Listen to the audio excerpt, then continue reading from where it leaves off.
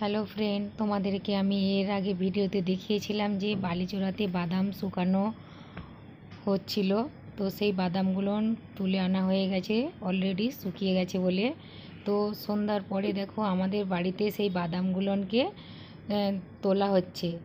তো গাছগুলোন কমসে কম 1 হাঁটুর বেশি করে হয়।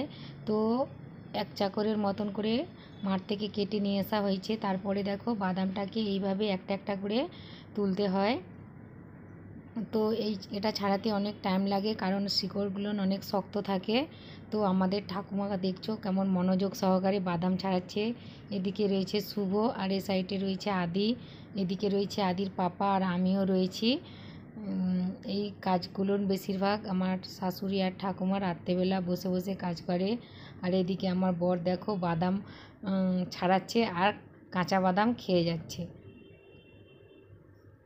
তো তোমরা যারা দেখোনি যে চিনেবাদাম কীভাবে বাদাম থেকে তুলতে হয়, তো আমার এই ভিডিওটা দেখতে পারো। আর সবাই অবশ্যই একটা করে লাইক করবে ঠাকুমার বাদাম ছাড়ানোটাকে। যদি ভালো লাগে তো আমার ভিডিওটা অবশ্যই সাবস্ক্রাইব করে রাখবে। ধন্যবাদ সবাই।